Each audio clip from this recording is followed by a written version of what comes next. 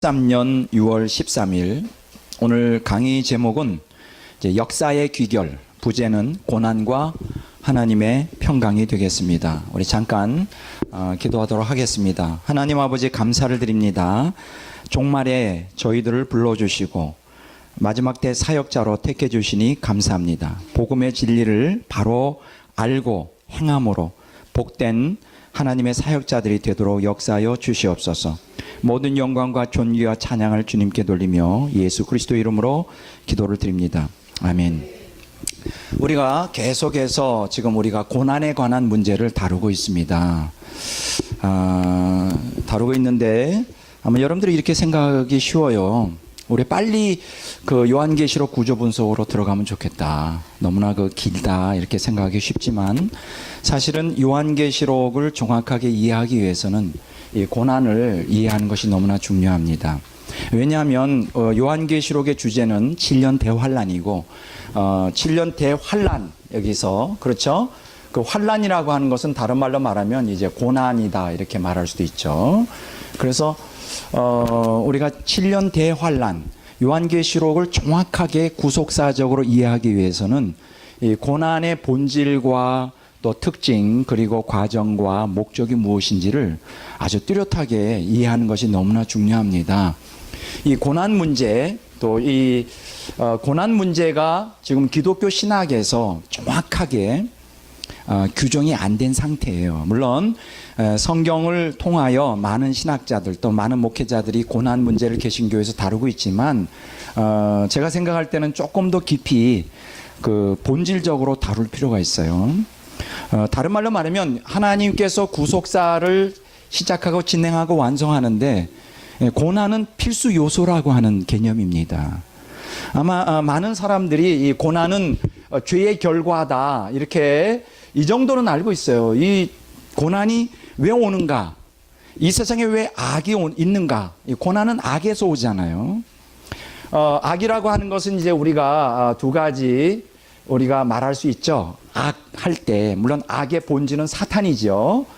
사탄인데 우리가 보통 신학에서 악이라고 말할 때는 두 가지를 말합니다. 하나는 자연악, 자연적 악, 내추럴 이블이라고 그러죠.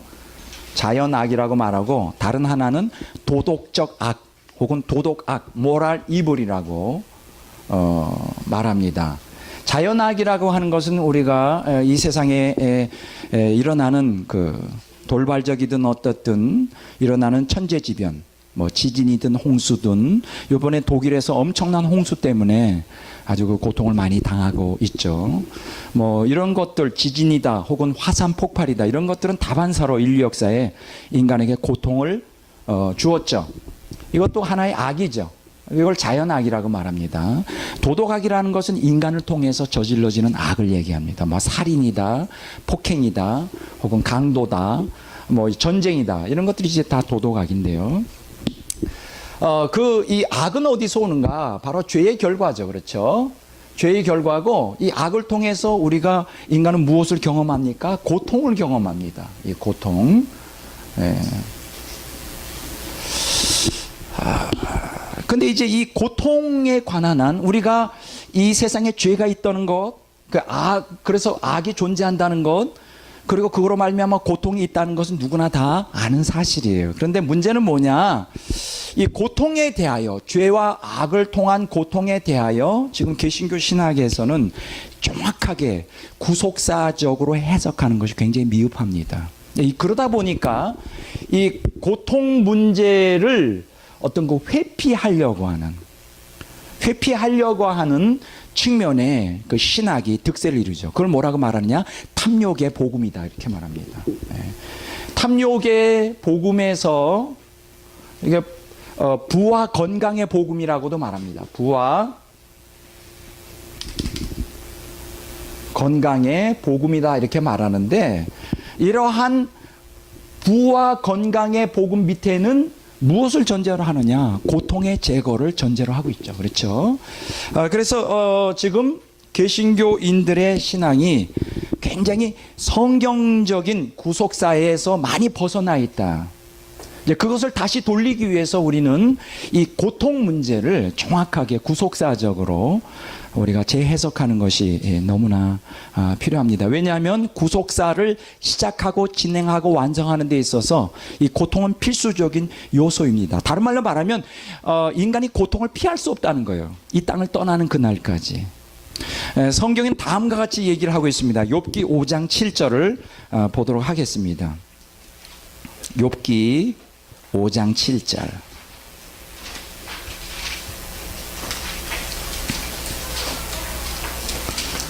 자, 찾으셨죠?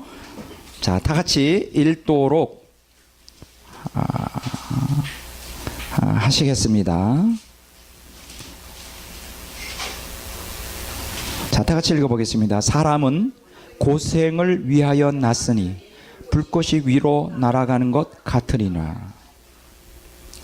자, 여기 보면 욥기 5장 7절에 보면 사람은 혹은 개정 성경에 보면 인생은, 그렇죠, 고난을 위하여 났다. 이 말을 다른 말로 표현하면 인간으로 태어난 그 어느 누구도 일생 인간이 제일 싫어하는 이 고통에서 벗어나는 것이 불가능하다. 이런 얘기입니다. 불가능합니다. 자, 그렇기 때문에 우리는 이 구속사를 이해하기 위해서는 이 고통 문제를 반드시 우리가 정확하게 구속사적으로 해석하는 것이 너무나 필요해요. 이건 피할 수가 없습니다. 그래서 자, 그러면 이 하나님께서 인생으로 하여금 고난을 겪도록 작정하셨는데, 그러면 이 고통 혹은 고난은 구속사에서 어떤 역할을 하는가? 여러분들이 가지고 있는 이 자료, 여러분들이 가지고 있는 이 자료에 보면 이것을 이제 두 가지로 여기서 말해주겠습니다. 굉장히 현대화됐죠, 우리 칠판. 이번에 개비 좀 했습니다. 좋아요.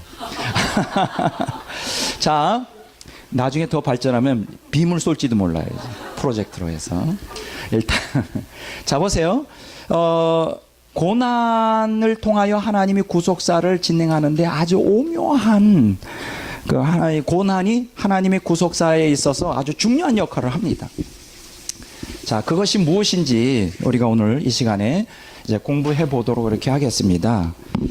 자, 두 가지 측면에서 오늘 공부하겠습니다. 첫째는 고통을 통한 하나님의 인간 구속 섭리가 무엇이냐. 두 번째로 고통을 통한 하나님의 인간 구속 방법이 무엇이냐. 아주 놀라운 여러분들이 이 고통의 실체와 신비를 정확하게 간파한다면 인생이 훨씬 살아가는 게 쉬워질 것이고, 여러분들 안에 있는 그 인생에서 부딪히는 여러 가지 고통을 야기하는 문제에 대하여 훨씬 담대함과 즐거움으로 여러분들의 행복을, 그 고통을 통해 행복을 만들어내는 창조적인 신앙생활, 역동적인 신앙생활을 할 수 있게 됩니다. 제가 보장합니다. 그러니까 그동안 제가 여러 주간에 대하여 고난 너무 싫어하지 마세요. 이러한 그 이론적인 고통에 대한 이론은 지금 이제 오늘부터 아마 다음 주까지 계속 이어지겠지만은 아주 놀라운 구속사의 놀라운 복을 만들어내기 위하여 하나님이 이 땅에서 섭리하시는 하나의 것들이죠. 자, 그러면 오늘 두 가지를 먼저 봅니다. 고통을 통한 하나님의 인간 구속 섭리. 두 번째, 고통을 통한 하나님의 인간 구속 방법에 대해서 공부를 좀 하도록 하겠습니다. 먼저 고통을 통한 하나님의 인간 구속 섭리가 뭐냐? 두 가지 측면에서 구속사를 진행하지요. 첫째는 인간 선별을 합니다. 인간 선별. 두 번째는 성도 연단을 합니다.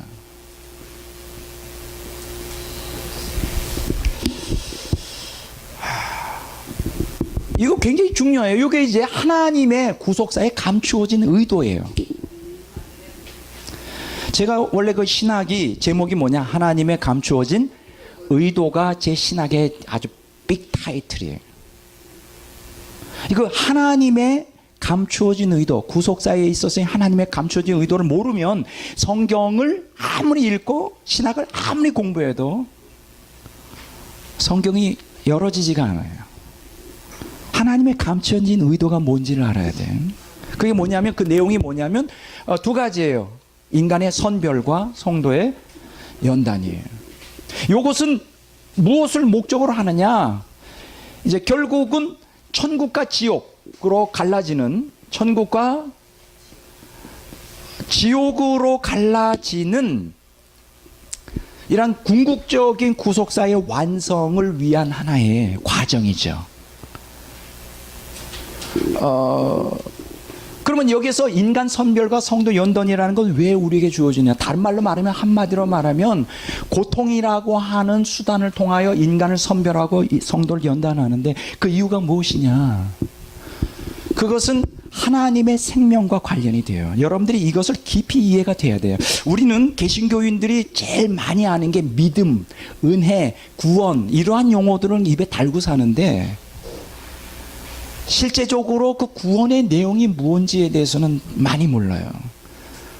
구원의 내용이 뭔지를 모르니까 은혜에 대해서도 잘 몰라요. 그러니까 구원을 얻는 그 믿음이 도대체 뭘 의미하는지도 잘 몰라요. 여기서 제일 중요한 것은 우리가 이제 구원이라고 말할 때 우리가 보통 이제 죄로부터의 구원 이렇게 피상적으로 생각하는데, 뭐 사망으로부터 생명으로 구원인데, 구원의 내용은 뭐냐? 바로 하나님의 생명을 얻는 것입니다. 구원의 핵심은 생명이에요. 생명 합일이라 이렇게 말할 수 있어요. 이게 이제 요한복음 17장에 나오는 주제이기도 합니다. 자, 하나님의 생명, 요것은 신적 속성이에요. 신적 속성인데 신의 성품에 참여하게 하는 거예요. 신의 성품의 본질이 바로 생명이에요. 물론 신의 성품에는 이제 세 가지가 우리가 신학적으로 말합니다. 하나는 거룩, 두 번째 뭐냐? 진리, 세 번째 사랑이에요. 여기 이제 하나님의 신의 성품의 3대 요소인데 그것의 본질을 이루는 게 바로 생명이란 말이죠. 자, 그런데 이 생명은 중요한 것은 물질적인 것이 아니에요. 현상적인 것이 아니에요. 이거는 하나님의 인격적 생명입니다. 근데 이 하나님의 인격적 생명은 우리가 하나님께서 우리에게 주시려고 인간을 창조했어요. 그래서 창세기 1장 26절에 보면 이 하나님의 생명을 담아주기 위해서 인간을 만들었는데 그것을 뭐라고 말하느냐? 하나님의 형상대로 지음받았다. 하나님의 형상. 여기서 하나님의 형상, 뭐 라틴어로 이마고 데이, 뭐 the image of God, 뭐 이렇게 별 얘기를 많이 하지만 도대체 하나님의 형상이 뭐예요? 한마디로 말하면 하나님의 생명을 담는 그릇이에요. 생명 담는 그릇이에요. 그러니까 인간은 하나님의 생명을 담도록 창조되었어요. 그리고 구속사는 하나님의 생명을 담는 과정이에요. 그러니까 다른 말로 말하면 인간은 언제 궁극적으로 인간의 정체성, 본질, 행복을 알 수 있느냐? 하나님의 생명을 담을 때 우리가 진정한 인간의 존재 가치와 정체성과 인생의 의미를 다 알게 되는 것이에요. 자, 그런데 여기서 중요한 것은 하나님의 생명을 담는 그릇인데 하나님의 생명이 그냥 남겨지지가 않아요. 왜냐하면 이 생명은 인격적 생명이고 하나님이 인격적인 하나님이기 때문에 이 인격이라고 하는 것은 무엇을 갖고 있습니까? 이 인간의 인격이라고 하는 것은 무엇을 가지고 있느냐 하면 자유의지를 갖고 있어요. 혹은 의지의 자유의지를 갖고 있어요. 이 자유의지라고 하는 것은 자유의지라고 하는 아주 독특한 특성을 인간은 갖고 있습니다. 따라서 합시다. 자유의지. 이 자유의지에 대해서 물론 2000년 역사 속에 뭐 철학에서는 신학에서 뭐 자유의지가 있다 없다 뭐 여러 가지 논쟁이 있지만 이것은 그런 걸 다루지 않고 여기서 제가 다루고자 하는 것은 이 자유의지가 인간 존재의 본질이라고 하는 거예요. 왜 자유의지를 주셨을까요? 그것은 하나님의 생명이 그냥 물질적으로 우리에게 강압적으로 다가올 수 있는 것이 아니라 인격적인 생명이기 때문에 인격적인 인간의 자유의지를 보장해줘야 인격적인 생명이 들어올 수가 있는 것이에요. 자, 그런데 이러한 자유의지를 통하여 인격적인 하나님의 생명과 합의를 되려면 뭐가 있어야 되느냐? 자유가 보장되어야 되는데 이게 바로 악과 죄가 이 땅에 존재하는 이유예요. 선택할 수 있는. 자유의지의 특성은 뭐냐? 선택의 자유를 얘기해요. 선택의 자유. 선택의 자유. 이 선택의 자유가 있기 위해서는 선과 악이 같이 공존을 해야 되는 거예요. 뭐 여기 대해서는 제가 지금 하고 싶은 얘기 많지만 여기서 다 페일런하고, 왜 하나님께서 이 땅에 악과 죄를 허용하시고 그걸 통해 고통이 이 땅에 존재하고 그 가운데서 구속사를 진행하는 근본 이유를 제가 설명해 드리는 거예요. 하나님께서는 악을 통하여, 또 악을 통한 고통을 통하여 천국과 지옥에 들어갈 사람들을 선별하십니다. 먼저. 그리고 선별한 다음에 하나님 편에 서기로 정해지고 또 작정한 성도들은 이 악 속에서, 악을 통한 고통 속에서 어떻게 하느냐? 연단하셔요. 두 가지 오늘 이 시간에, 첫 시간에 여러분들이 정확하게 인식해야 될 게 두 가지입니다. 구속사에 하나님이 감춰준 의도 따라서 합시다. 선별. 그 다음에 연단. 이거 아주 중요한 것입니다. 이게 이제 제 신학에, 감춰진 의도의 신학에 아주 중요한 부분이 되겠습니다. 자, 한번 보겠습니다.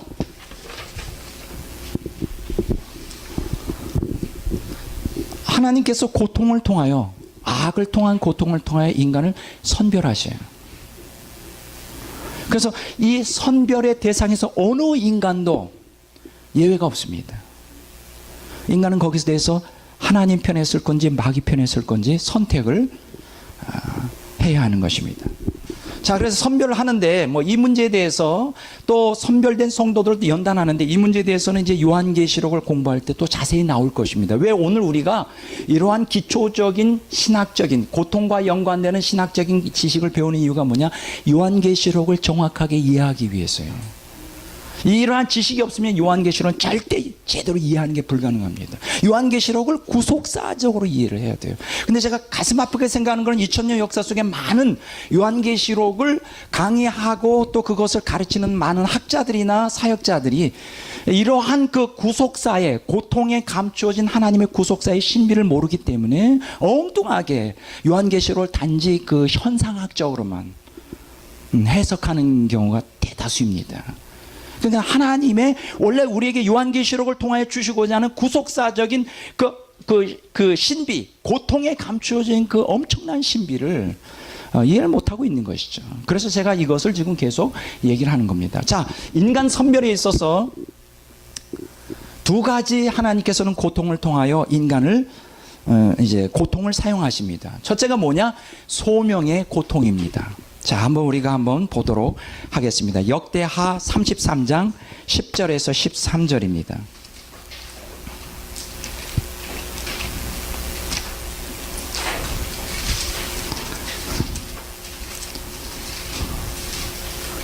자, 역대하 33장. 자, 10절에서 13절을 보도록 이렇게 하겠습니다. 자, 찾으셨나요? 예.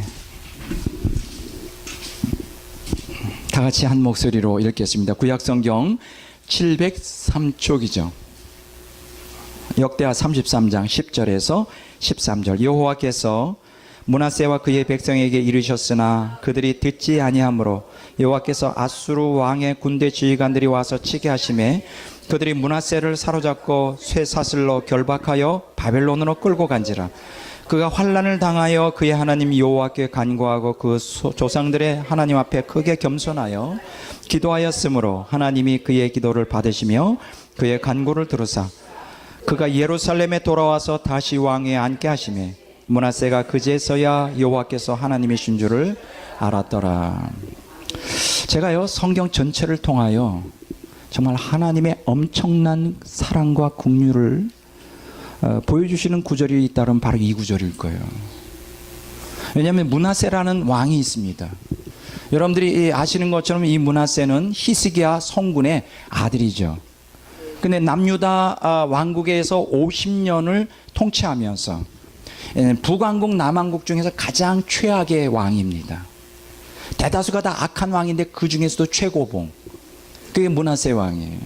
이 므낫세 왕이 50년 동안 통치하면서 그 바알과 아셀라 우상을 갖다가 섬기도록 강요했고, 그때 그 아시죠? 이사야가 바로 그때 통나무에서 갇혀가지고 톱으로 켜서 죽였어요. 이런 아주 유명한 일화가 바로 이 므낫세 왕 당시에 있어요. 그러니까 하나님의 원수였죠, 므낫세는. 하나님의 그 선지자들을 다 잡아다가 죽였고 아주 박해를 50년 동안 했어요. 자, 그런데 놀라운 것은 그래서 이제 결국은 이 사실은 므낫세의 이러한 우상 숭배와 악정 때문에 남유다가 멸망하는데 결정적인 하나의 그 이유를 이제 근거를 제시하게 되는데, 여기 놀라운 기사가 하나 있어요. 자, 여기 보면 므낫세가 통치하던 때 아수르 왕의 군대가 이제 남유다를 침공하죠. 그런데 이 남유다를 침공해서 이 아수르 군대가 이 므낫세를 사로잡아요. 그래가지고 쇠사슬로 결박하여 바빌론으로 끌려갑니다. 근데 여기 보면 12절에 아주 놀라운 얘기가 있죠. 환난을 당하여. 지금 우리가 환난 얘기했죠. 고난. 환난을 당하여 그가 하나님 여호와께 간구하고 그의 조상들이 하나님 앞에 크게 겸손하였다. 그런데 놀라운 것은 환난을 당해서 그때 비로소 하나님을 찾기 시작해요. 그리고 기도해요. 그리고 겸손하게 자기를 낮춰요. 여러분 기억하셔야 될 것은 겸손은 구원에 구원받는데 가장 중요한 요소예요. 회개하는 사람들, 참으로 하나님께 나아가는 사람들은 다 겸손한 사람들이죠. 마음이 낮아진 사람이에요. 여기 13절에 보면 기도하였으므로 놀라운 얘기가 나와요. 뭐냐면 하나님께서 그 기도를 받으셨다.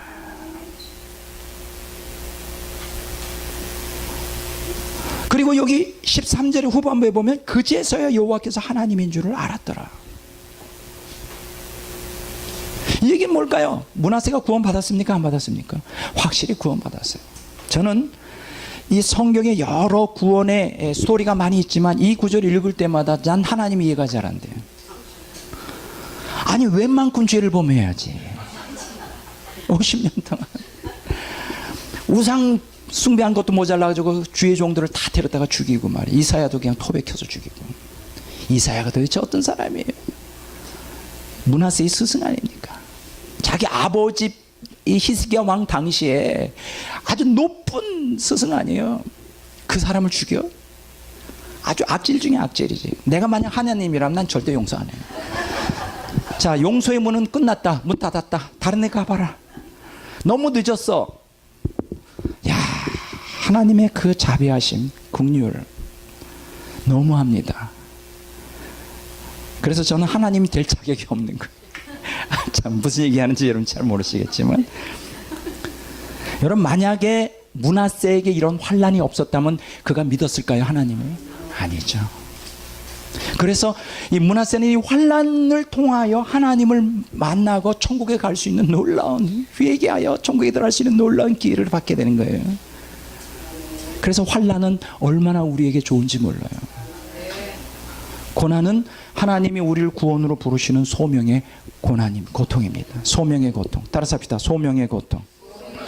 하나님께서 왜 인생에게 고통을 허락하시느냐? 구원하시려고요.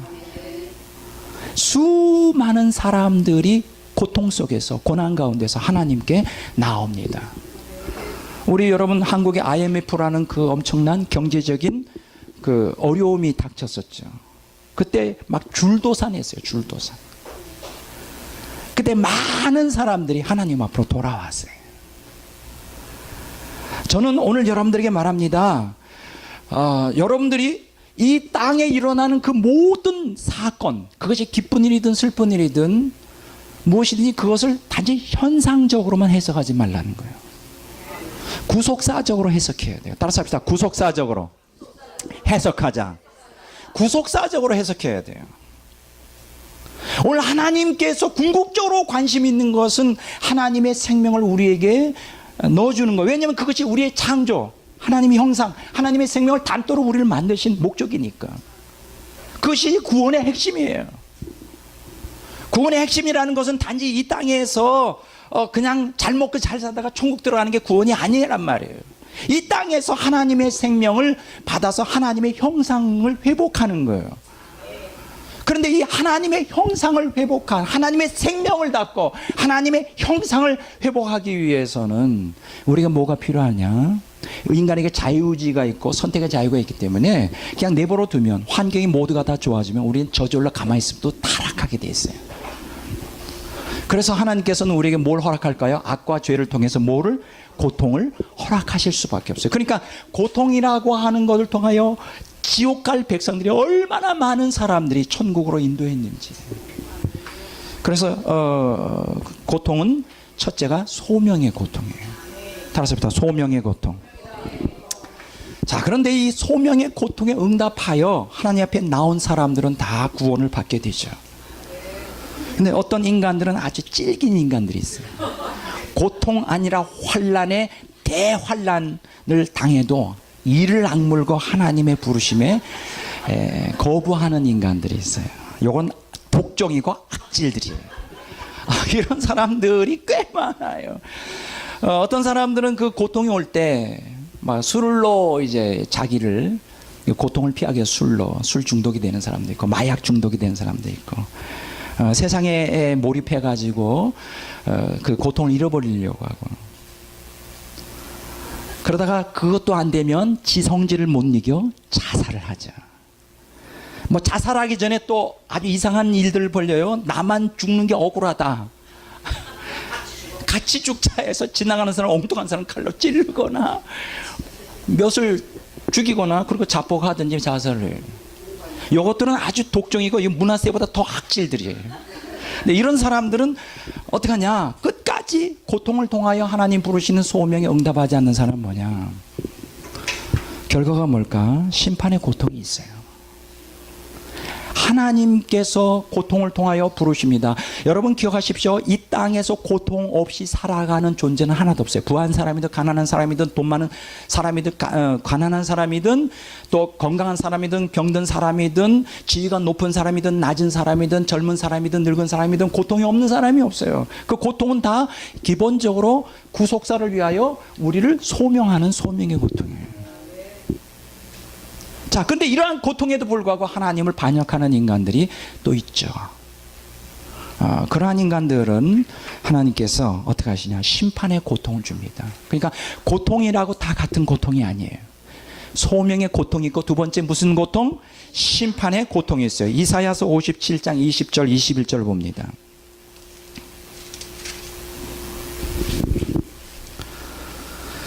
이사야서 57장 20절 21절을 봅니다. 자, 다 같이 한번 읽도록 하겠습니다.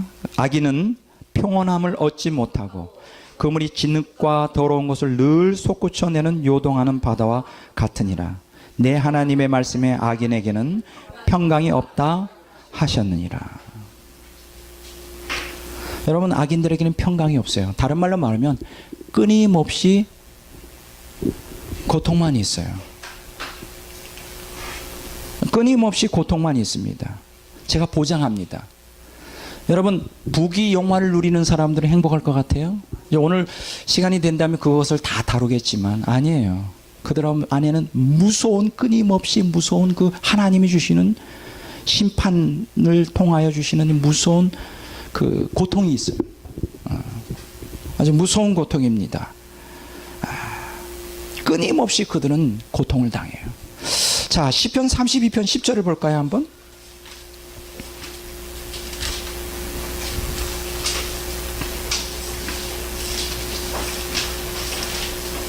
시편 32편 10절을 보겠습니다. 자, 다 같이 읽어보겠습니다. 악인에게는 많은 슬픔이 있다. 여러분 착각하지 마세요. 그 연예인들 잘 나가는 사람들, 아주 재벌들 아주 빵빵하게 사업이 잘 나가고 세상에서 위대한 학자라는 사람들, 아주 유명한 사람들, 우리가 볼 때는 좀 부럽죠. 야, 나도 한번 좀 그렇게 돼보고 싶네.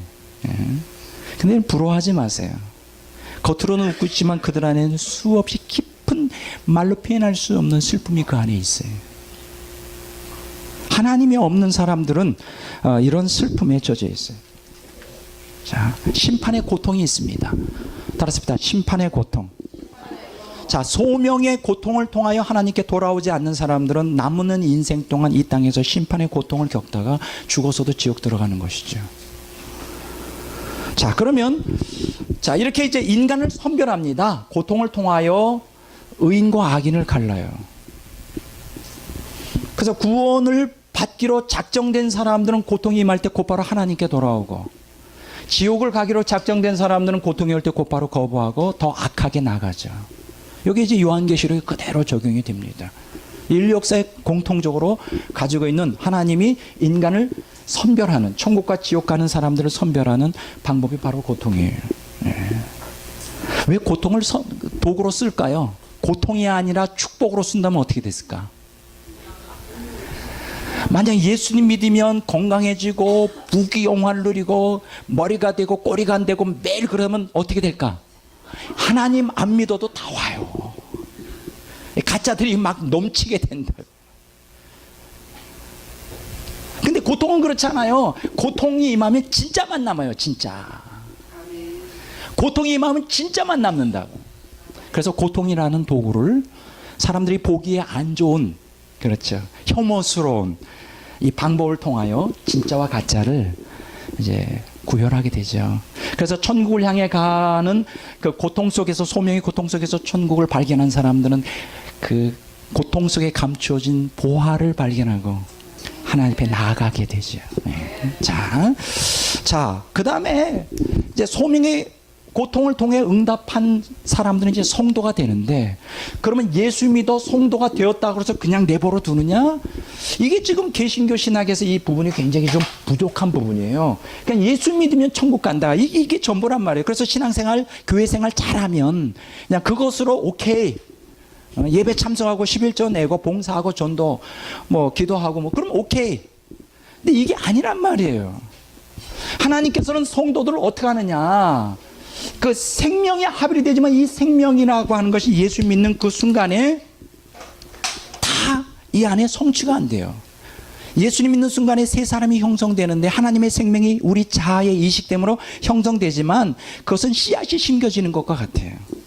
그래서 하나님 나라, 영적 하나님 나라가 내적으로 이제 확장해야 되는데 그냥 되어지지 않아요. 이 문제에 대해서는 우리가 그동안 많이 다뤘고 앞으로도 여러 번 다루게 됐지만, 그래서 어떻게 하냐, 우리 안에 이식된 생명이 확장되어 충만해지려면 무엇을 받아야 되느냐? 연단을 받아야 돼요. 연단, 당금질을 받아야 돼요. 당금질, 그걸 연단이라고 말합니다. 따라서 합시다. 연단. 자, 연단에는 크게 두 가지가 있어요. 믿는 성도들을 하나님이 연단하시는 것은 두 가지가 있어요. 하나는 징계의 고통이 있고, 두 번째는 연단의 고통이 있어요. 물론 두 말이 같은 얘기예요. 징계가 연단하고 연결되니까. 자, 징계의 고통이 있어요. 근데 왜 제가 징계의 고통과 연단의 고통을 조금 구별하느냐? 결국은 같다 할지라도 징계라는 것은 우리가 죄를 범했을 때 이제 하나님께서 우리에게 매러 치시는 거죠. 그걸 징계라 그러죠. 그런 측면을 좀 제가, 우리가 성도들이 죄를 범했을 때 하나님의 뜻대로 살지 않았을 때 우리에게 이제 내리시는, 그걸 이제 징계의 고통이라고 말하고, 연단의 고통은 굳이 우리가 의도적인 죄를 범하지 않는다 할지라도 이 땅에서 우리가 더욱 하나님의 형상을 담도록 하기 위하여 불 가운데로 들어가게 하세요. 여러분, 그 사도행전 9장에 보면 바울 사도가 하나님께 택함을 받잖아요. 근데 바울 사도가 어떤 삶을 살았을까요? 죄를 의도적으로 짓는 삶을 살지 않았죠. 원래 그가 히브리 유대교에 있을 때도 정말 경건하게 살았어요. 율법의 의로는 어떤 자라고? 바울이 완전한 자라고, 흠이 없었어요. 우리 같은 사람들하고는 좀 다르다고요. 아주 흠이 없는 사람이에요. 아주 거룩함을 추구하며 살았어요. 그런데 예수를 믿게 되었어요. 그리고 이제 예수님을 위하여 일생 헌신하는데, 사역자로. 여러분, 바울의 삶이 평탄했어요? 정말 험난한 가시밭길이었어요. 거기다 예수님께서 거기다 더 아주 이상한 말씀을 하세요. 사도행전 9장에 보면 이 바울을 향해 말하니 이 사람은 고난을 위하여 선택을 받았다. 사도행전 9장 한번 보겠습니다.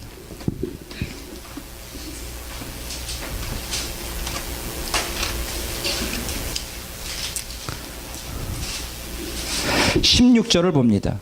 사도행전 9장 16절. 그가 내 이름을 위하여 얼마나 고난을 받아야 할 것을 내가 그에게 보이리라. 주님을 위하여 억수로 고난받는 삶을 살 것을 예고를 하시죠. 왜 바울을 예수님이 고난을 받도록 작정하셨을까요? 연단하기 위해서. 자, 한번 보겠습니다. 히브리서 12장 7절에서 11절 봅니다.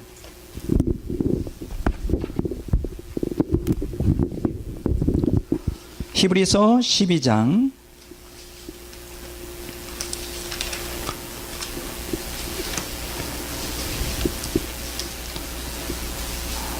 7절에서 11절 보겠습니다. 다 같이, 좀 길죠? 다 같이 읽도록 하겠습니다. 너희가 참으면 징계를 받기 위함이라 하나님의 아들과 같이 너희를 대우하시나니 어찌 아버지가 징계하지 않는 아들이 있으리요. 징계는 다 받는 것이오늘 너희가 없으면 사생하여 친아들이 아니니라. 또 우리 육신의 아버지가 우리를 징계하여도 공경하였거든 하물며 모든 영의 아버지께 더욱 복종하며 살려 하지 않겠느냐. 그들은 잠시 자기의 뜻대로 우리를 징계하였거니와 오직 하나님은 우리의 유익을 위하여 그의 거룩하심에 참여하게 하시느니라. 무릇 징계가 당신은 즐거워 보이지 않고 슬퍼 보이나 후에 그로 말미암아 연단받은 자들은 의와 평강의 열매를 맺느니라. 자, 여기 보면 징계의 고통을 언급하고 있어요. 하나님의 자녀들을 하나님이 징계한다. 근데 여기서 징계라고 하는 단어가 영어에 보면 디스플린이라고 말합니다. 그러니까 훈련이에요. spiritual training이라고 말하죠. 영적 훈련이에요. 자, 영적 훈련 하는데 이제 고통이 따르죠. 그래서 하나님께서는 믿는 성도들을 바로 교종시키기 위하여. 그럼 여기서 바로 교종시키는 목적이 뭐죠? 하나님의 생명이 온전히 그 안에 온전히 충만해지도록. 그러면 하나님의 생명이 충만해지려면 어떻게 될까요? 한마디로 말하면 자기 중심주의에서 하나님 중심주의로의 코페르니쿠스적 변혁을 일으켜야 돼요. 근데 그게 하루아침에 안 돼요. 자기 중심주의에서 하나님의 중심주의로 바꾸기 위해서는 하나님께서 뭐를 허락하시느냐? 고통을 허락하셔요. 그냥 우리가 말씀 보고 믿고 기도한다고 해서 생명이 그냥 저절로 우리 안에 이식되는 게 아니에요. 아주 이 자기 중심주의는 우리가 선을 행할 때도, 기도할 때도, 말씀을 볼 때도, 주님의 뜻을 행한다고 할 때도 아주 교묘하게 우리의 유욕의 욕구를 채우는 수단으로 전락해요. 그래서 우리를 본질적으로 자기 중심에서 하나님 중심주의로 변혁시키기 위해서는 생명의 합의를 그걸 통해서 이루어지는데, 그러기 위해서는 징계의 고통을 허락할 수밖에 없는 것이죠. 자, 두 번째는 연단의 고통이에요. 징계와 연단이 같은 개념이지만 베드로전서 1장 7절 봅니다. 자, 베드로전서 1장 7절 다 같이 읽겠습니다. 너희 믿음의 확실함은 불로 연단하여도 없어질 금보다 더 귀하여 예수 그리스도께서 나타나실 때에 칭찬과 영광과 존귀를 얻게 하려 함이니라. 야, 좋습니다. 여기 보면 믿음, 이거는 하나님의 생명을 우리 안에 완전히 형성시키는 믿음이죠. 근데 이 믿음은 뭐예요? 불로 연단하여 금을 정결케 하는 것처럼 연단을 하는 거예요. 불 가운데. 불은 뭘 의미할까요? 고통을 얘기하죠. 여러분, 그 금을 재련하는 것을 여러분 알고 계시죠? 뭘 통과해야 되죠? 금이 재련되려면, 불순물이 제거되려면 막 뜨거운, 천도가 넘는 막 뜨거운 불 속에서 재련이 돼야 돼요. 하나님께서는 우리를 그렇게 재련을 하시죠, 여러분. 자, 그래서 우리가 연단의 고통이 필요합니다. 여러분, 고통을 깊이 깊이 체험하고 고통 속에서 하나님 말씀에 순종하고 성경에 기록된 대로 고통에 믿음으로 응한 사람들은 모두가 다 성경이 약속한 대로 생명을 얻고 주님의 형상을 회복하게 돼요. 제가 그래서 여러분들에게 중요한 책 4권을 여러분들에게 소개했죠. 꼭 읽으셔야 된다고. 그 가장 대표적인 게 프랑스와 페넬롱의 그리스도인은 완전 반드시 읽어야 돼요.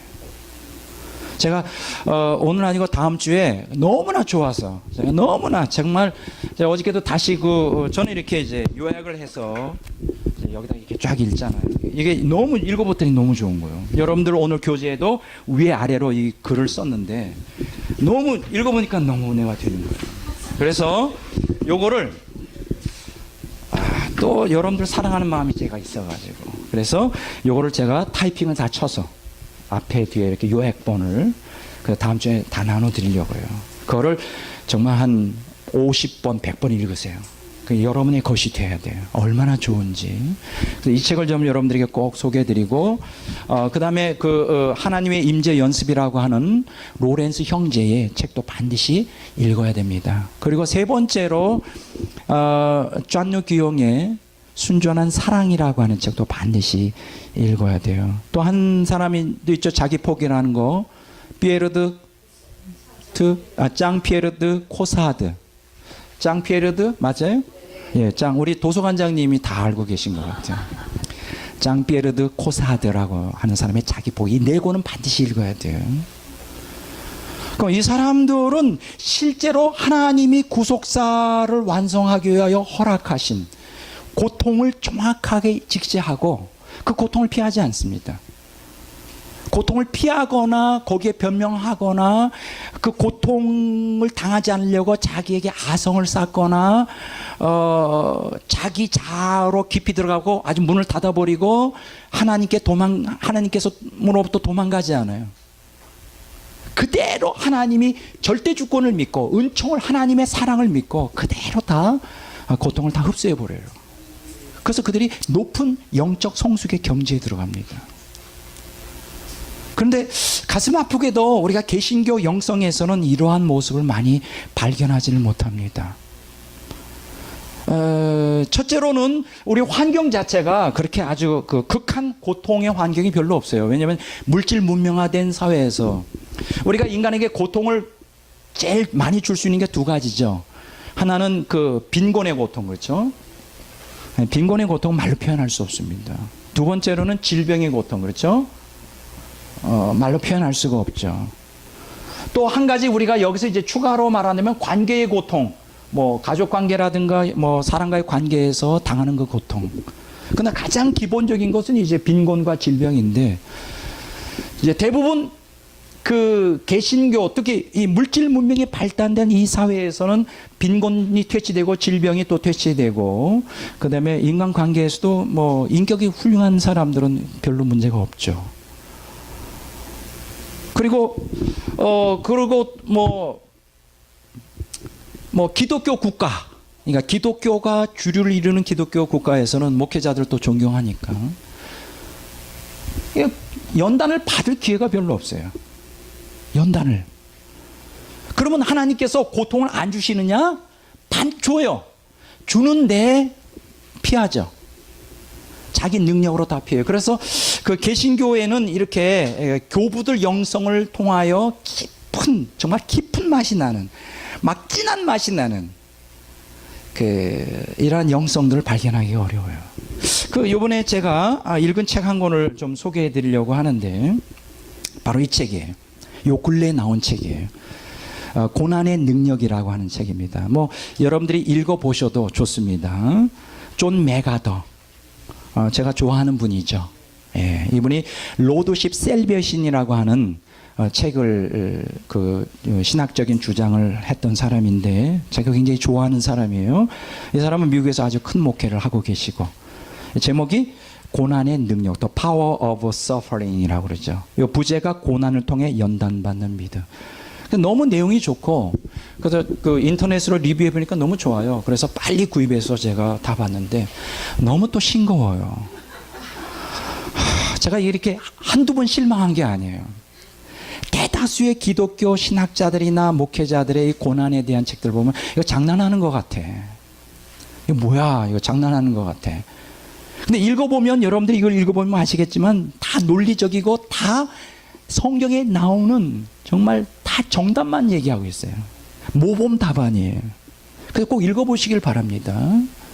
그런데 이상하게 생명이 없어요. 그런데 이상하게 머리에서만 맴돌고 내 안에 영으로, 지금 아까 피에르 코사드라든가 프랑스와 페넬로 이런 사람들 책에 볼 때 막 내 영이 막 뒤집어지고 그냥 막 감동이 됐다가 눈물이 났다가 콧물이 났다가 기뻤다가 막 그냥 막 황홀경에 임했다가 막 이런 역사들이 없어요. 그 왜 그럴까? 왜 그런 것 같아요? 이 사람이 왜 그런 것 같아요? 뭐가 문제죠? 아, 그래요. 맞아요. 바로 이분의 영성이 이 수준밖에 안 돼요. 영성만큼 이 사람의 글이 우리에게 감동을 주는데 이 사람의 영성이 수준이 아주 낮은 거예요. 죄송합니다. 존 메가더 목사는 내가 정면으로 공격하는 거 아니에요. 지금 대부분 다 그래요. 계신 게. 영성의 수준이 너무 낮아요. 머리로만 가요. 왜 그럴까요? 이 사람이 정말 그 고난의 깊이를 모르고 있다는 것이죠. 아주 깊은 고난 가운데 통과하면서 하나님을 만난 사람은 달라요. 그 제랄드 엘시처라고 하는 사람의 책이 나한테 깊은 감동을 주는 이유가 뭐예요? 아니, 말로 표현할 수 없는 고난 속에 그가 하나님의 그 은혜와 영적 성숙을 이루었기 때문에 저에게 큰 감동을 주는 거예요. 존 메가더 목사님이 고난받을 일이 없죠. 수천 명 모이는 교회에서 좋은 대우받고 빈곤의 고통을 당하겠어요? 질병의 고통을 당하겠어요? 관계성의 고통을 당하겠어요? 아무것도 없어요. 그러니까는 맛이 없는 거예요. 영향을 끼치지 못하는 거예요. 이게 지금 대다수의 개신교 신학의 영성의 현주소예요. 제가 이 사람을 비난하는 거 아닙니다. 그렇다는 거예요. 왜 그럴까? 오늘 현대 개신교인들은 이렇게 교부들의 이 고통을 통한 신비, 고통의 신비, 이 구속사 속에서 이 고통의 신비를 갖다가 감당 못해요. 껍데기만, 그냥 슬렁슬렁 껍데기. 그러니까 성화가 안 되지. 성화가 안 돼요. 그래서 이번에 제가 이 책을 읽으면서 많이 좀 느낀 바가 많습니다. 아, 이분이 한계구나. 조금 더 고통을 많이 당했으면 좋겠는데 이렇게 되면 또 안 되잖아요. 또 제가 그런 얘기하면 안 되죠. 억지로는 안 되는 거 아니에요. 자 그러면 우리가 지금 고통을 통한 하나님의 인간 구속 섭리에서 두 가지를 말씀드렸어요. 인간 선별과 성도 연단. 여기 이제 기본 구도고, 그럼 왜 우리가 구속사에서 고통을 통하여 하나님이 이루시고자 하는 목적이 무엇이냐? 두 가지를 말씀드리려고 해요. 하나는 고통의 역학과 두 번째는 고통의 열매예요. 여러분, 구속사를 우리가 깊이 연구해 보면 하나님께서는 이중적인 측면으로 이 고통을 통하여 역사를 하시는데, 이중적인 측면으로 구속사를 진행하셔요. 지금 이걸 자료를 찾고 있어요. 예. 어디에 있나? 예. 그게 없네요. 그 하나님께서는 이중적 측면으로 이제 고통을 사용하시는데, 고통 가운데서 하나님께서 은혜와 보호를 해주셔요. 그 고통 중에 있는 우리들에게 나타나서 우리를 거기에 은혜를 부어주시고 보호해 주시고 기적을 통하여 우리를 건지심으로 하나님의 영광을 드러냅니다. 이제 그렇게 하는 방법이 있고요. 또 하나는 고통을 통하여 훈련하고 연단을 하셔요. 그러니까 이 고통의 이중적인 측면이에요. 고통이 올 때 거기에서 보호해주고 능력을 주어 기적을 행함으로 하나님의 살아계심을 나타내는 그 케이스가 있고, 또 하나는 그냥 고통을 그냥 당하게 하여 거기서 우리를 훈련하고 또 연단하시는 경우가 있어요. 고통을 그냥 무조건 당하게만 하시지 않아요. 고통을 당할 때 어떻게 한다고요? 우리에게 은혜와 보호, 거기서 기적을 나타내서 고통에서 건져주시는 경우가 있다고요. 여러분들도 그런 거 많이 경험했죠. 뭐 죽을 병이 걸렸을 때 기도할 때 고침받게 하거나, 맞아 정말 그 빈곤한 상태에서 하나님께 기도했더니 물질을 주시거나 그랬죠. 질병에서 건지거나, 인간 관계가 참 어려웠는데 기도했더니 풀어지거나. 거기서 뭐가 나타나죠? 하나님의 영광이 나타나죠. 자, 우리가 한번 성경을 한번 보겠습니다. 신명기 4장 34절.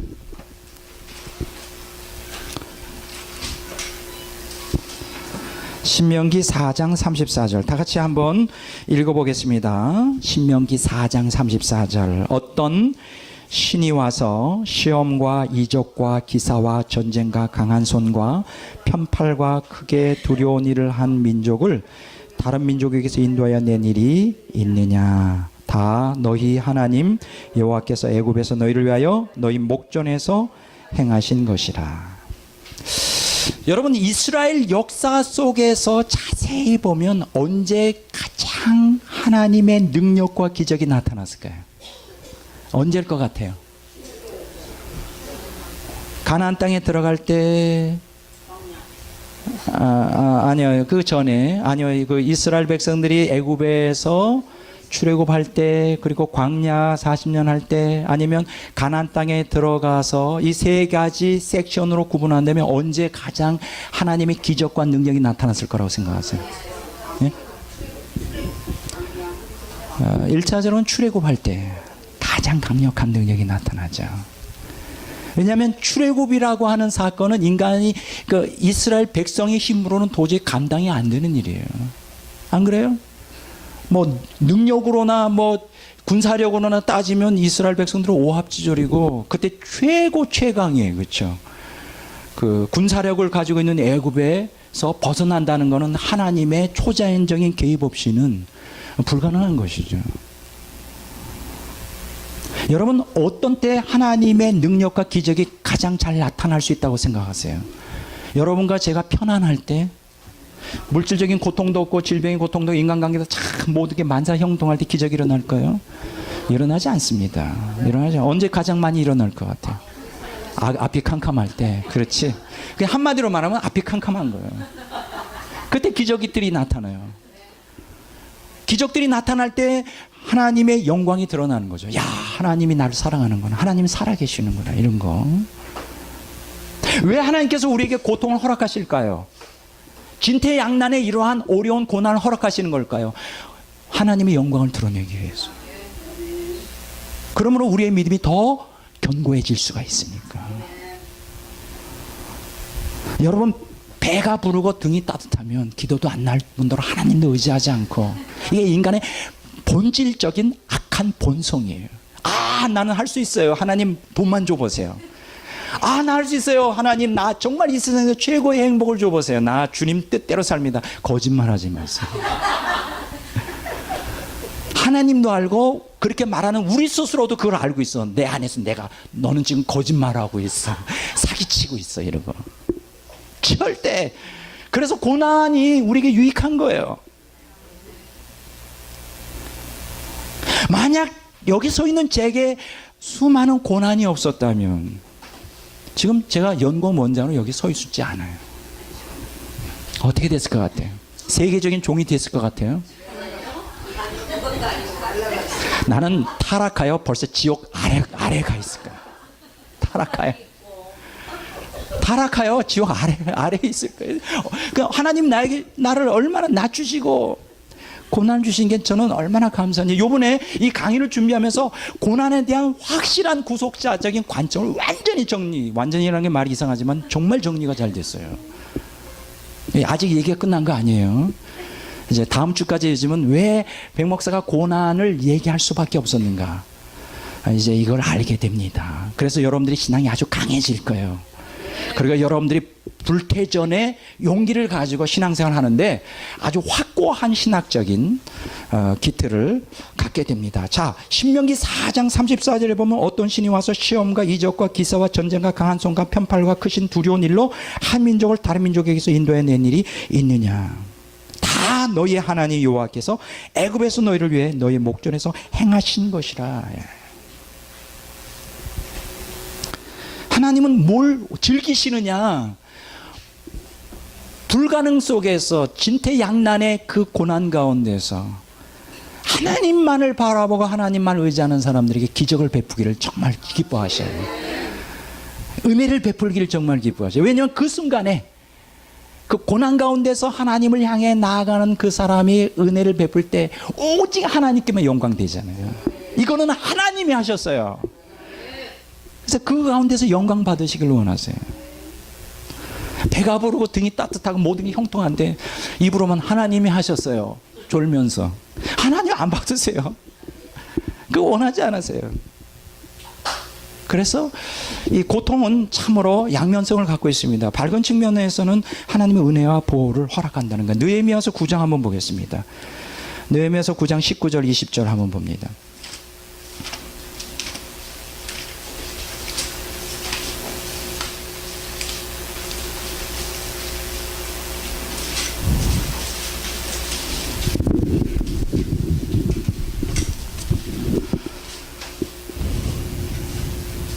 느헤미야서 9장 19절 20절 다 같이 읽겠습니다. 주께서는 주의 크신 국률로 그들을 광야에 버리지 아니하시고 낮에는 구름 기둥이 그들에게 떠나지 아니하시고 길을 인도하며 밤에는 불 기둥이 그들이 갈 길을 비추게 하셨사오며 또 주의 선한 영을 주사 그들을 가르치시며 주의 만나가 그들에게 입에서 끊어지지 않게 하시고 그들의 목마름을 인하여 그들에게 물을 주어 40년 동안 들에서 기르시되 부정함께 없게 하심으로 그 옷이 헤어지지 아니하였고 발이 부르트지 아니하였사오며.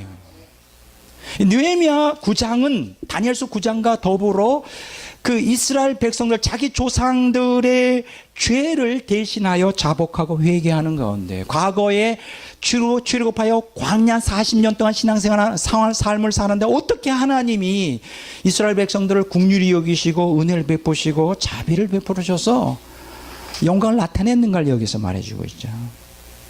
광야에서 버리지 않고 구름 기둥 낮에는 밤에는 불 기둥. 여러분 왜 낮에는 구름 기둥이고 밤에는 불 기둥일까요? 낮에 엄청 덥거든요. 사막이니까 광야 사막에 더워요. 그러니까 구름 쫙 드리워지고 밤에는 또 엄청 춥거든요. 영하로 내려가요.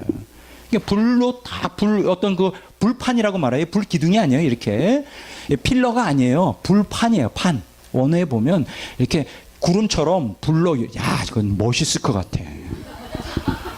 와, 뭐 구름 기둥이야. 이건 자연현상이라고 생각할 수 있지만 이 밤에 불판이 쫙 해서 이렇게 따뜻하게 보호하고 있대. 멋있을 것 같아요. 그리고 하늘에서는 만나를 주시고 목마를 때는 샘을 터지게 하여서 갈증을 해소시켜 주시고 옷이 헤어지지 않고 발의 신이 헤어지지 않고 닳지 않고 얼마나 멋있어요. 이 놀라운 기적이 이스라엘 백성들이 가나안 땅에 들어가서 경험했나요? 어디에서 했을까? 광야. 여러분 광야를 통과해야 돼요. 하나님께서는 모든 인간들, 이 땅에 태어난 모든 인간들 광야를 통과하도록 하십니다. 그래서 광야 같은 세상이라 그러잖아요. 또 기억하셔야 될 것은 예수 믿는다고 모든 것이 형통하여 빈곤의 고통, 질병의 고통, 관계의 고통에서 벗어나는 게 아니에요.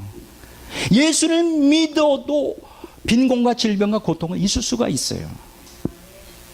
왜 그럴까? 우리는 광야 같은 세상에 살아야 되기 때문에. 광야라는 것은 어떤 곳이냐? 그것이 바로 고통이 있는 장소예요. 자, 한번 성경을 한번 보겠습니다. 신명기 1장 19절 한번 보겠습니다. 신명기 1장 19절.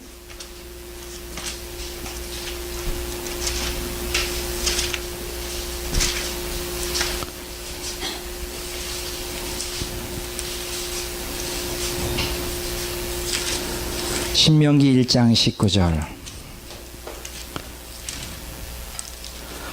자, 다 같이 한번 읽어보겠습니다. 우리 하나님 여호와께서 우리에게 명령하신 대로 우리가 호렙산을 떠나 너희가 보았던 그 크고 두려운 광야를 지나. 여기까지 그 크고 두려운 광야라 그랬어요. 크고 두려운 광야. 여러분 모든 인생은 광야 같은 세상에 살아야 돼요. 근데 여기서 중요한 것은 믿는 성도들도 천국 들어가기까지 광야에서 살아야 돼요. 여러분, 우리가 보통 우리가 구원의 순서에 대해서 이렇게 말할 때 이렇게 이런 식으로 구도를 내리죠. 이런 식으로 구도를 하죠. 이건 애굽에서요. 출애굽하고 그다음에 홍해 건넌 다음에 광야 40년 하고 그다음에 가나안. 예. 우리가 보통 이걸 갖다가 어떻게 비유로 써죠? 이 가나안은 바로 천국이고 요단강 건너가 만나리. 그리고 이 애굽은 바로 마귀의 속박 안에 있는 속박 아래에 있는 것이고요. 그 속박, 죄의 속박. 그리고 광야는 뭐예요? 바로 세상 속에 살아가는 그리스도인의 여정. 인생의 여정을 광야라고 말해요. 이렇게 보통 우리가 근데 우리가 가나안 땅 들어가기 전에 뭘 통과해야 되죠? 광야를 통과해야 돼요. 보통 광야를 출애굽하여 홍해 건너서 45일이면 왕도를 통하여 들어갈 수 있었다 그래요. 근데 40년 동안 빙글 돌면서 40년 동안 하나님의 두 가지를 하죠. 광야에서 시험, 그 다음에 훈련하시죠. 시험과 훈련. 근데 여기서 시험과 훈련인데 여기서 시험은 뭐예요? 바라보시는 거예요. 그를. 진짜 신앙인지 가짜 신앙인지. 여러분 기억하십시오. 하나님께서 우리를 연단하시는데 우리를 훈련하십니다. 다뤄봐요. 시험하셔요. 이 사람이 나를 사랑하는지, 이 자녀가 나를 사랑하는지 사랑하지 않는지. 고난을 당해보면 알아요. 억울한 일 당해보면 알아요. 우리가 테스트 하시는데 그걸 통과하셔야 돼요. 근데 대다수의 기독교인이 통과 못해요. 나에게 조그만 감정을 상하게 하거나 손해보게 하면 뒤집어져. 참지를 못해. 인내하지 못해. 누가 나에 대해서 나쁜 소식을 한다는 소문 들면 가슴 멱살 잡고 그때는 기독교인이고 뭐고 없어. 그냥 해. 다 실패하는 거예요. 다. 그거 뭐예요? 그 사람 아직 신앙이 어리다는 거예요. 그러면 안 돼요. 인내해야 돼요. 하나님으로부터 오는 거란 말이에요. 시험하셔요. 진짜인지 가지. 두 번째, 훈련하세요. 하나님을 의지하는지 안 하는지, 말씀 순종하는지 안 하는지 훈련하셔요. 둘 다 시험과 훈련이 같이 가잖아요. 같이 가는데 그 속에서 이제 고난과 권능과 영광을 보여주시죠. 여러분, 광야 40년 동안 아까 우리가 출애굽 과정에서도 엄청난 하나님의 기적과 능력이 나타나, 영광이 나타났다 그랬죠. 광야 40년 동안도 엄청난 영광이 나타났어요. 그래서 여러분들이 하나님의 능력과 긍휼과 은혜와 권능과 영광을 경험하려면 어디서 살아야 될까? 광야에서 살아야 돼요. 가나안 땅 들어가서는 그렇게 아주 걸출한 두드러진 영광이나 뭐 기적들이 별로 나타나지 않았어요. 많지가 않다는 거예요. 비교해 보면. 광야 40년 동안은 순간순간 매일매일. 왜 그럴까요? 하나님 의지하지 않으면 살 수 없는 고통의 장소, 황량한 장소예요. 하나님 없이 살 수 없는 환경이 가장 최상의 가장 복된 환경이라는 걸 아세요? 근데 우리는 그거 피하잖아. 그 고통이 올 때 빨리 어떻게 하면 머리도 잘 굴러가. 막 피하려고 그냥. 그런 머리는 안 좋아도 돼요. 좀 그런 머리로 좀 멍청했으면 좋겠어요, 기독교인들이. 세상 사람들은 그게 빠르잖아요. 뭐 그게 경제적이든 질병이든 뭐 관계성은 암에 걸리면 막 좋다는 약은 그냥 다 해서 살려내죠, 남편을. 부인 같은 게.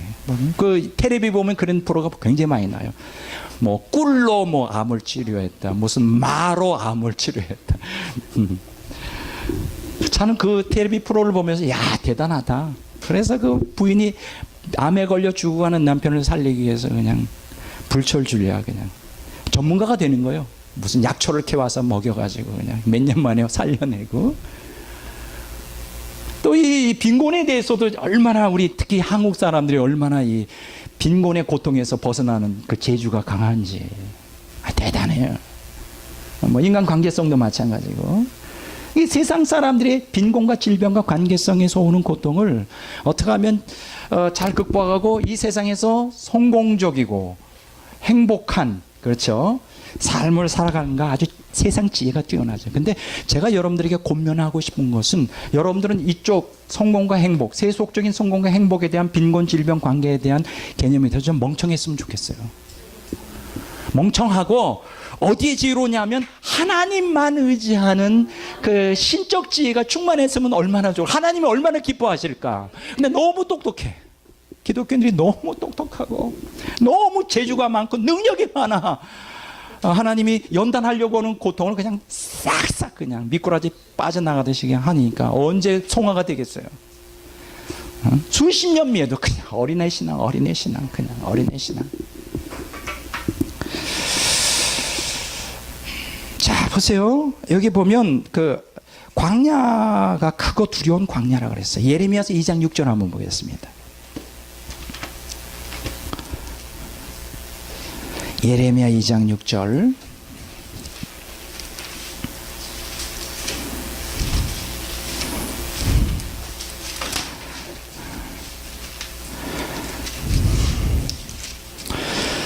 자, 다 같이 한번 읽어보도록 하겠습니다. 예레미야 2장 6절. 그들이 우리를 애굽 땅에서 인도하여 내시고 광야 곧 사막과 구덩이 땅, 건조하고 사망의 그늘진 땅, 사람이 그곳으로 다니지 아니하고 그곳에 사람이 거주하지 않은 땅을 우리가 통과하게 하던 여호와께서, 여기까지.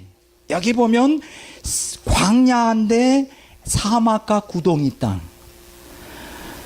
건조하고 사망의 그늘진 땅이에요. 사망의 그늘진 땅. 이게 바로 광야예요. 근데 이 광야를 하나님이 우리를 통과하게 하셔요. 그러면 하나님께서 이스라엘 백성들이 광야 40년 통과할 때 원망 많이 했죠. 불평 많이 했죠. 하나님이 우리가 죽어서 장사 지낼 곳이 없어서 애굽에서 건져내가지고 우리를 광야에서 죽게 한다고요. 오늘날 대다수의 기독교인들이 그렇죠. 우리에게 고통이 올 때, 고난이 임할 때 하나님께 불평해요. 하나님 나 안 사랑하나 보다. 하나님 나 버렸어. 뭐 이렇게 불만 불평을 하죠. 그거 아니에요. 광야는 사망의 그늘진 땅이지만은 광야길을 하나님이 걷게 하셨어요. 그 왜 그럴까? 두 가지. 하나님의 영광을 나타내기 위해서. 그리고 거기에서 우리를 시험하고 훈련하기 위해서. 훈련 장소란 말이에요. 훈련 장소예요. 자, 보세요. 자, 하나님의 훈련 장소입니다. 자, 첫 번째 하나님의 은혜와 보호를 통해 능력을 나타내는 장소라 그랬죠.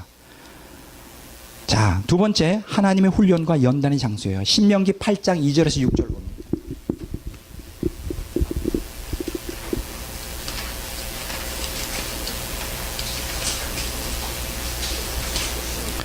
신명기 8장 2절에서 6절까지 뭐 다 읽으면 참 좋겠지만 사실은 이 내용이 신명기 8장 1절부터 20절까지가 사실은 다 읽어야 돼요. 막 구구절절이 주옥 같은 말씀이죠. 뭐 시간이 없기 때문에 자 8장 15절 한 절을 더 읽어봅시다. 너를 인도하여 그 광대하고 위험한 광야 곧 불뱀과 전갈이 있고 물이 없는 건조한 땅을 지나가게 하셨으며 여기까지. 광야의 특징을 얘기하죠. 광대가 위험한 광야예요. 불뱀과 전갈이 있고 물이 없는 건조한 땅을 통과하게 하셨다. 자, 8장 2절부터 6절까지 읽겠습니다.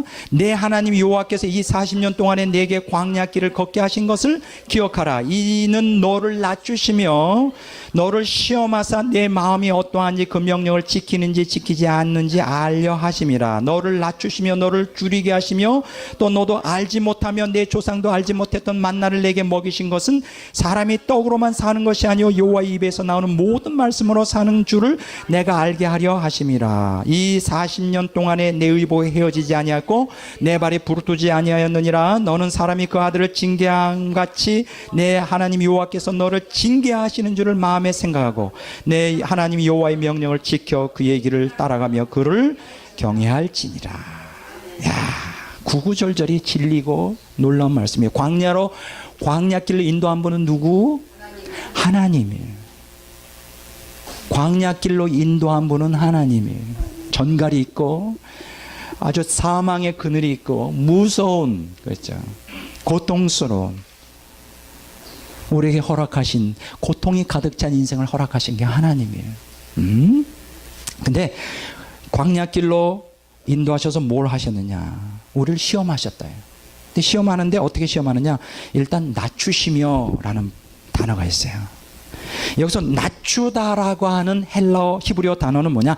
천하게 하다, 괴롭히다, 이런 뜻이에요. 우리를 괴롭게 하는 거예요. 그게 빈곤이든 질병이든 인간관계든 그 무엇이든 괴롭게 하는 거예요.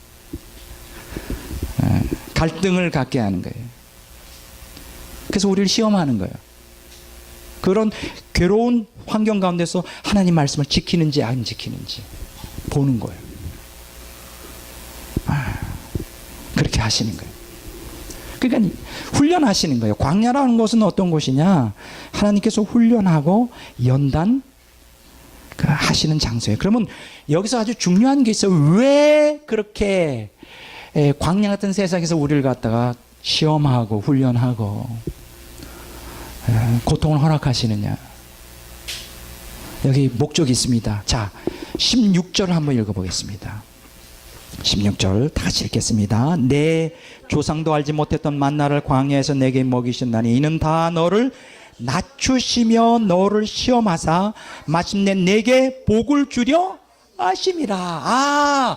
하나님이 우리를 광야의 고통으로 몰아가시는 거는 하나님이 우리가 고통당하는 걸 즐기는 메조키스트가 아니구나. 세디스트가 아니구나. 세디스트. 가학을 해가지고 누구에게 고통을 줘서 그거 보고 쾌락을 경험하는. 하나님 절대 그런 분 아니에요. 여러분 기억하십시오. 하나님은 여러분들의 뒤통수를 치는 분이 아니에요. 겉으로는 웃는 얼굴로 딱 뒤에서 뒤통수 딱 치는 거예요. 근데 그렇게 느껴질 때가 종종 있어요. 저도 어떤 때는 막 높이셔 올라가. 근데 저는 알아요. 옛날에 처음에 막 높아질 때는 계속 올라갈 줄 알았어요. 근데 아예 차라리 낮은 상태에 있을 때는 참 편하네. 더 내려갈 데가 없으니까. 쳐봤자 거기가 거긴데 올라갔다가 내려갈 때, 특히 높이 올라갈수록 떨어지는 거는 더 고통스러워요. 근데 제가 그걸 여러 번 겪었거든요. 한참 올라가다가 갑자기 나를 낮추셔. 막 죽는 줄 아는 거지. 그래서 배신감을 느끼는 거지. 나를 뒤에서 뒤통수 치는 하나님.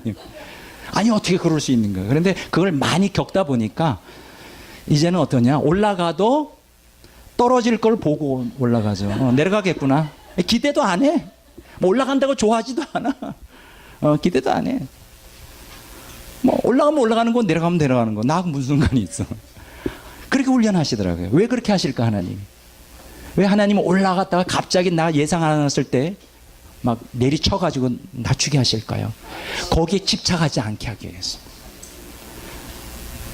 호불호, 좋고 나쁜 것, 내 욕망에 좋은 것, 뭐 좋은 거는 있잖아요. 뭐 내가 명예를 얻는다든가 돈을 많이 생긴다든가 뭐 여러 가지, 막 사람들이 날 인정하는가, 거기 나는 별로 관심 없어요. 왜냐면 그러다가도 막 사람들에게 호응받다가 뒤에서 막 손가락질 당하고 막 갖가지 소문도, 그런 일도 많이 겪었으니까요. 그러고 이러려면 그건 난 관계없어요. 여러분들도 이렇게 초탈, 이걸 뭐라 그러는지 알아요? 초탈이라 그래요. 따라서 초탈. 이걸 디태치먼트라 그래요. 모든 이 세상에 하나님이 아닌 이 모든 이 세상의 그 사물이든 인간이든 모든 것에 초탈해야 돼. 어느 정도 거리를 둬야 돼. 집착하면, 어태치먼트 하면 안 된단 말이에요. 그게 바로 우상숭배고 그것이 우리에게서 생명을 뺏어가는 일이에요. 하나님에게만 어태치먼트라는 거예요. 집착을 하라고요. 하나님이 아닌 이 모든 것에서는 초탈을 해야 돼요. 그러기 위해서 올렸다가 뒤통수 치는 것 같은 경험을 하는 거예요. 피조물에 너무 집착하지 말라고. 난 감사하죠. 너무나 감사해요. 난 너무 감사해요. 자, 여기 보면 왜 하나님께서 광야를 통과하게 하시고 광야 속에서 고통, 시련과 연단을 허락하시는가? 뭐예요? 마침내 내게 복을 주시려고. 그게 목적이에요. 복을 주시기 위해서. 그럼 우리가 딱, 우리 기독교인들이 이게 문제야. 이게 딱 틀이 돼요. 복, 로또 복권. 하나 주시겠구나. 이게 자동이에요. 아주 그냥 이게 이 오늘날 현대가 물질 문명이 극도로 발달하면서 물질 문명과 더불어 세속화가 급진전하잖아요. 이게 지금 문제가 심각한 게 뭐냐? 오늘 개신교, 기독교가 성경적 신앙에서 떠나가 있어요. 성경적 복의 개념에서 떠나가 있어요. 우리도 세상 사람들처럼 세상 사람들이 원하는 게 복이 뭡니까? 오래 사는 거, 높은 지위에 올라가는 거, 오래 사는 거, 높은 지위에 올라가는 복록수, 재물을 얻는 거. 이게 복록수라고 하는 게 이제 동양 사상이잖아요.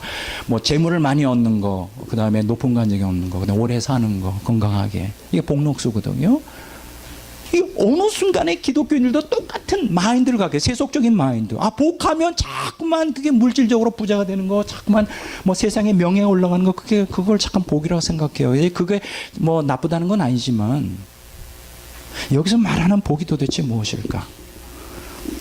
이게 고통의 열매를 통해서 말씀을 드리려고 합니다. 여기 보면 기본적으로 하나님이 우리에게 주시고자 하는 복이 7가지가 있어요. 그 궁극적인 것은 하나님 자신이 되는 신적 성품이 되는 생명을 주시고자 해요. 그게 가장 큰 복이에요. 하나님의 생명을 우리에게 주는. 근데 하나님의 생명을 우습게 하는 사람들이 있어요. 그거는 천국 가면 누리는 거 아니에요. 나한테 지금 당장 필요한 것은 돈이에요. 돈, 명예예요. 행복이에요. 행복. 하나님의 생명 이거 어디다 갖다 팔아먹어요. 이거 하나님 생명도 아무도 살 사람이 없는데 내가 원하는 건 행복이에요. 행복 좀 주세요. 근데 모르고 있어요. 하나님의 생명 안에 초월적인 행복이 있다는 거 모르고 있어요. 이제 오늘도 안 되면 다음 주에 계속 이어지면 하나님의 생명 안에 어떠한 행복이 있는지 그걸 제가 입증해 보이려고 해요. 그래서 여러분들의 그 의식 구조를 바꿔놓고 싶어요. 우리가 지금 제일 중요한 것은 오늘 개신교인들이 지금 가장 급선무인 건 뭐냐? 그 구원에 관한 또 생명에 관한 또 신앙에 관한 의식 구조를 변혁을 시키는 게 가장 급선무예요. 복의 개념이 무엇인지 그걸 빨리 바꿔놔야 돼요. 그렇지 않으면 우리가 이 험한 이 세속의 공격에 이게 살아남지를 못해요. 자, 그러면 고통을 통하여 이 복을 주신다 그랬는데 복이 지금 7가지를 말씀드리려고 그래요. 자, 첫째 고통 열매인데 베드로전서 4장 1절 2절 한번 보겠습니다.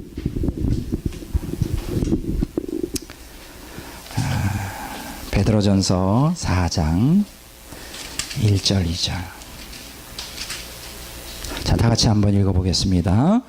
그리스도께서 이미 육체의 고난을 받으셨으니 너희도 같은 마음으로 갑옷을 삼으라. 이는 육체의 고난을 받는 자는 죄를 그쳤음이니. 야, 여기 보면 육체의 고난을 받는 자가 뭐를 그쳤다? 죄를 그쳤다.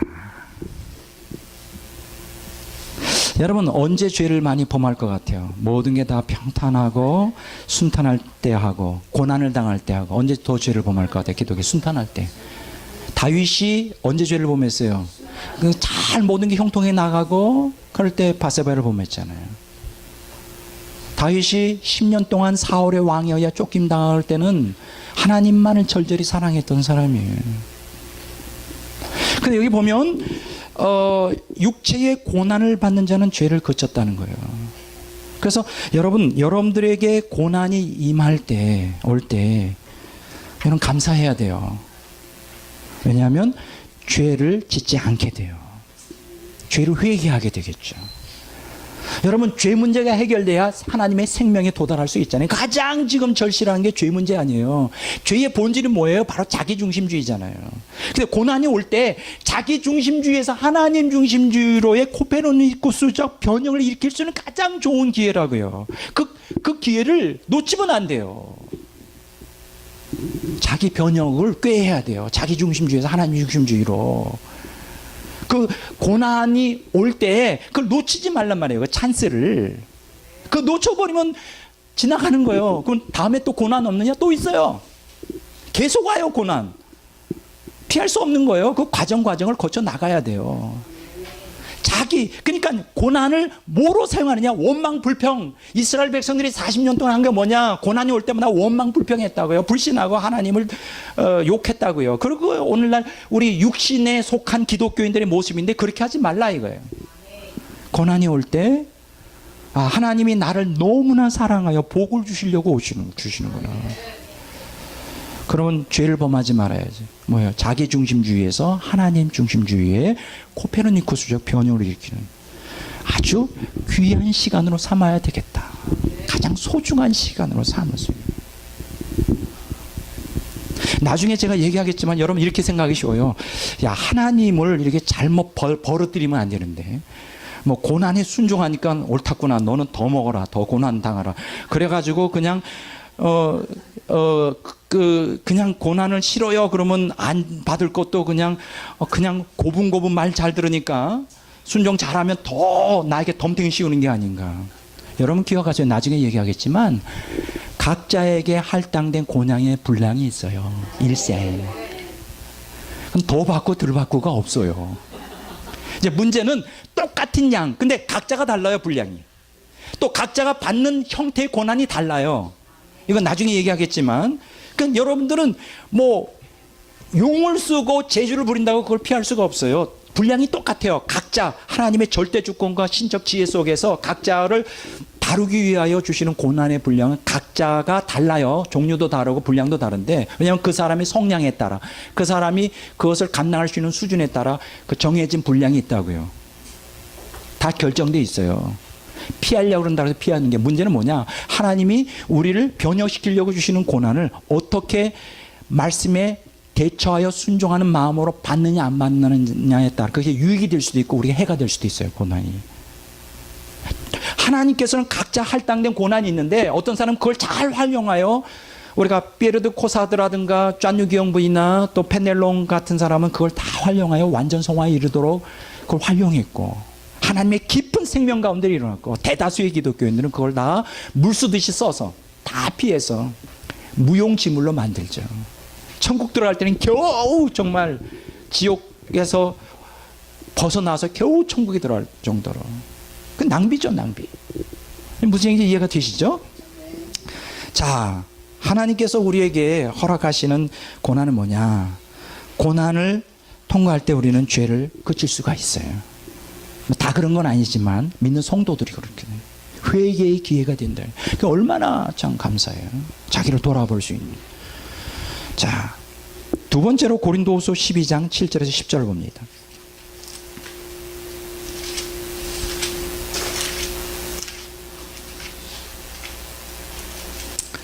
고린도후서 12장 7절에서 10절까지 보도록 하겠습니다. 자, 찾으셨죠? 다 같이 읽습니다. 여러 계시를 받은 것이 지극히 크므로 너무 자고하지 않게 하시려고 내 육체에 가시 곧 사탄의 사자를 주셨으니 이는 나를 쳐서 너무 자고하지 않게 하려 하심이라. 이것이 내게서 떠나가게 하기 위하여 내가 3번 주께 간구하였더니 그에게 이르시기를 내 은혜가 내게 족하도다. 이는 내 능력이 약한 데서 온전하여짐이라 하신지라. 그러므로 도리어 크게 기뻐함으로 나의 여러 약한 것들에 대하여 자랑하리니 이는 그리스도의 능력이 내게 머물게 하려 함이라. 그러므로 내가 그리스도를 위하여 약한 것들과 능력과 궁핍과 박해와 곤고를 기뻐하노니 이는 내가 약한 그때에 강함이라. 바울 사도는요, 놀라운 분이에요. 고난의 신비를 정확하게 꿰뚫고 있는 분이에요. 자기가 약할 때, 자기가 능력을 당하고 궁핍과 박해와 곤고를 당할 때, 그 약할 때 곧 강함이고, 그게 바로 생명의 길이라는 걸 정확하게 파악하고 있어요. 오늘 우리도 그런 사람이 돼야 돼요. 근데 개신교인들 중에는 그런 사람들을 찾아보기가 많지는 않아요. 있어요, 분명히 있는데 참 대단한 분이에요. 그 약할 때, 능력받고 핍박과 박해와 공고를 당할 때 그리스도의 능력이 강하게 자기를 장악하게 된다는 사실, 이 비밀을 알게 되는 거예요. 근데 바울 사도 보세요. 사탄의 가시가 있었다 그랬죠. 뭐 여러 학자들마다 그 가시가 뭐냐, 뭐 안질이다, 간질이다 뭐 얘기하지만 그건 뭔지 모르죠. 사탄의 사자를 이 가시의 형태로, 그게 뭐 은유적인 비유지만은 바울에게 심어주었어요, 하나님이. 그것 때문에 계속 일생 고통을 당했어요. 그래서 계속 기도했어요. 하나님, 이 가시를 제거해달라고 몇 번 기도했다고요? 3번 기도했어요. 3번이라는 건 완전 숫자죠. 그건 뭐냐면 열렬하게. 예수님도 3번 겟세마네 동산에서 기도했잖아요. 열렬하게 기도했다는 거예요. 얼마나 그 고통이 강했으면, 얼마나 그 고통이 심했으면 제거해달라고. 근데 제거가 됐어요, 안 됐어요? 안 됐어요. 내 은혜가 내게 족하다. 여러분, 때때로 우리를 고통스럽게 하는 가시 같은 그런 고통이 있을 수 있어요. 그게 여러 가지 있어요. 어떤 사람은 빈곤, 질병, 관계, 뭐 여러 가지. 그 외에도 많죠.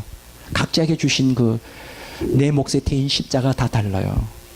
근데 기도할 겁니다. 하나님 이걸 고쳐주세요. 근데 안 고쳐주는 경우가 있어요. 그럴 때는 이렇게 생각하세요. 아, 하나님께서 나를 더 약하게 하시려고, 겸손하게 하시려고. 왜 그럴까요? 여기 보면 바울 사도가 받은 계시가 너무 크고 엄청난 거예요. 그게 교만해질까봐, 자만해질까봐. 교만은 패망의 앞잡이 선봉이에요. 여러분 기억하십시오. 어떠한 일이 있어도 교만은 잡아야 돼요. 겸손해야 돼요. 겸손한 자에게 하나님의 은혜를 베푸셔요. 예수님이 그 예루살렘 입성할 때 나귀 새끼를 타셨어요. 말을 타지 않고 왜 나귀를 타셨을까요? 스가랴서 9장에 나와요. 겸손을 나타내기 위해서. 겸손한 자에게 구원이 임하는 거예요. 교만한 자는 100% 그건 지옥행입니다. 기독교인들도 예외는 아니에요. 근데 교만하지 않기 위해서 얼마나 하나님이 바울을 사랑했으면 사탄의 가시를, 사탄의 사자를 거기다 심어주었겠어요. 근데 하나님께서 다 심어줘요. 여러분들 각자에게. 그게 뭔지는 모르지만 감사하게 생각해야 돼요. 왜 내 팔자는 이렇게 억세지? 이렇게 생각하지 마시라. 왜 저 사람은 잘 사는데 나는 뭐야? 다 달라요. 여러분들 요한복음 21장에 보면 예수님께서, 부활하신 예수님께서 베드로에게 말하잖아요. 너가 나를 사랑하느냐. 그래서 물어본 다음에 너는 이제 젊어서는 네 마음대로 살지만 이제 나이가 들어서는 팔을 벌리고 십자가에 죽게 될 것이라는 걸 예고해요. 그랬더니 그 옆에 사도 요한이 있었는데 베드로가 물어보죠. 이 사람은 도대체 뭐 그냥 너는 관심하지 마. Don't care. 간섭하지 마. 너는 네 길을 가는 거야. 여러분 어떻습니까? 사도 요한은 어때요? 물론 고난을 당했지만 백수를 했죠. 정말 백수를 하고 죽었어요. 요한계시록을 썼어요. 근데 베드로는 객사를 했잖아요. 거꾸로. 그것도 그냥 죽은 게 아니라 거꾸로 십자가에 못 박혀 죽고, 바울 같으면 목에 잘려 죽고. 뭐 이 사람은 왜 이렇게 죽고 저 사람은 왜 저렇게 죽었을까요? 그건 하나님이 주권 속에 있는 거예요. 여러분 각자 인생이 달라요. 남과 비교하지 마세요. 난 너무 좋아요. 이게 무슨 얘기냐면 나는 내 인생이 좋다고요. 이건 나에게 주어진 독특한 인생이고 내가 걸어가기를, 그래 나는 여기에 불만이 없어요. 왜 나는 큰 막 수천 명 모이는 목회를 못할까? 왜 나는 세계적인 종이, 나는 불만 없어요. 하나님은 내 체질을 너무나 잘 아시기 때문에. 나 그렇게 다른 사람처럼 유명해지면 내가 지옥 갈까봐 이렇게 그냥 눌러놓으시고 난 너무 감사해요. 난 너무 행복해. 여러분 자신이 삶의 환경에 대해서 행복하셔야 돼요.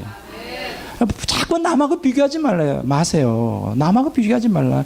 다른 사람들 저렇게 많이 공부했나 나는 뭐야. 다른 사람은 저렇게 훌륭한 집에 살고 좋은 차 타는 나는 자꾸 비교하지 말라고. 자족하시고 감사하세요. 그게 하나님이 여러분에게 세팅해 놓은 인생의 길이라고요. 광야길에. 바울 사도에게 사탄의 사자 가시를 허락했다면 우리에게는 없겠느냐고요. 우리가 없으면 사생자고 버림받은 사람들이지. 각자에게 다 있어요. 저에게도 가시가 있고요. 저에게도, 여러분들에게도 가시가 있어요. 그것이 무엇이든지 감사하시고 나의 비천함과 연약한 가운데 오직 주님만을 바라볼 수 있게 하는, 그걸 피하지 마시고 그걸 캄프라치 하려고 하지 마시고 그냥 거기에 대해서 감사하세요. 나의 비천함에 대해서 감사하세요. 자랑하세요. 아무것도 자랑할 게 없는 것에 대해서 감사하세요. 저는 아무것도 자랑할 게 없어요. 사실 솔직히. 안 믿어질 거예요, 여러분들이. 겉으로는 멀쩡하니까. 아무것도 자랑할 게 없도록 만드셨어요. 나한테 자랑할 수 있는 건 오직 예수님밖에 없어요.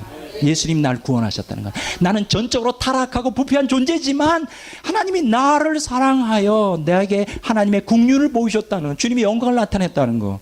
이렇게 부족하고 허물이 많은 사람이지만 이렇게 정말 놀라운 말씀을 선포할 수 있도록 은혜를 부어주셔서 나는 지금도 잠에서 번뜩번뜩 깨요. 믿어지지가 않아요. 어떻게 이런 말씀을 깨닫게 해주셨는지. 이렇게 허물이 많고 부정한 사람을 이런 말씀을 선포하는 이 시대에 경고하고 선포하는 말씀의 사역자로 세워졌다는 게 나는 감당이 안 될 정도예요.